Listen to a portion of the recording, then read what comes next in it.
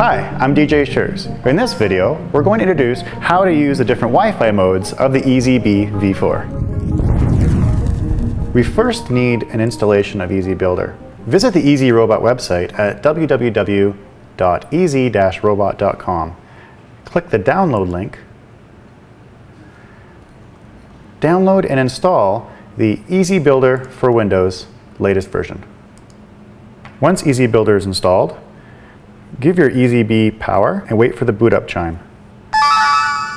The blue light will begin to flash. Now it's waiting for a Wi-Fi connection. Visit your Wi-Fi list and select your EasyBee. It'll be EasyBee V4 with a unique number next to it. Click Connect. Now let's load up our copy of EasyBuilder.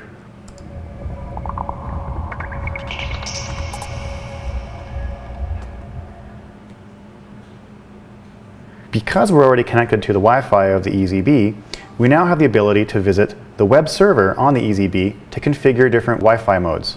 If you click on the round icon for the selected EasyBee, you'll be able to view its web server. Here we've opened the EasyBee V4 Wi-Fi Robot Controller web server. We have the main page. We can click on the Identify button to produce a sound on the EasyBee V4 to identify which one we've connected to. I have successfully connected to your network. There are two different Wi-Fi modes that the EasyBee will operate in. One, which is a Wi-Fi access point mode. This is where the EasyBee becomes a Wi-Fi server which allows your computer or your mobile phone to connect to it. This is a similar way when you're at your house, how your mobile phone or your computer would connect to your router. There's also Wi-Fi client mode. This means that your EasyBee V4 will connect to your existing Wi-Fi network as a client. For example, this will make your EasyBee V4 like a computer or a mobile phone connecting to your existing network. So we'll first visit Wi-Fi AP mode. By default, this is the mode that it is shipped with. Your SSID is your EasyBee V4 7E. Every EasyBee will have a different SSID from factory. Your channel, your security mode if you wish to add a password to prevent other people from connecting to it, and a security key. Keep in mind, your security key must be 8 characters or longer. If it is less than 8 characters, the EasyBee will flash red and require a reset by pushing the reset button when it boots up. So it must be 8 characters or longer. You also have the ability to enable N mode. N mode will increase the speed but decrease the distance in which your EasyBee V4 can be reached by a mobile device. Once you've completed your information in the list and entered in your password, you can press the Save button to save that password and save the settings. Your EasyBee V4 will now be reset and you will require the permissions that you've entered.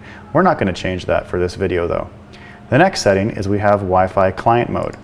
In client mode, we can specify the SSID of our network. In this particular case, our network is called Easy-Robot. If I can spell right, there we go. Now, if you look and don't know what your Wi-Fi network is, you can click on your Wi-Fi list and look at all the different networks in your area. You'll notice our network is Easy-Robot. Our security key, I can type that in. It is, I'm just kidding, I am not going to type that. And I can push the Connect button. It'll now save the SSID into the EasyBee V4, and my EasyBee V4 will connect to my network. Next, I have diagnostics, where I can play different sounds, align servos, turn on and off digital ports, or reboot the EasyBee.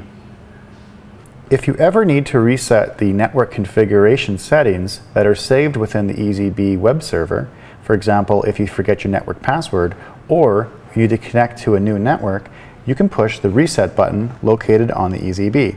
When you push the Reset button, I am resetting EasyBee network configuration. You'll receive a verbal alarm notifying you that it has rebooted.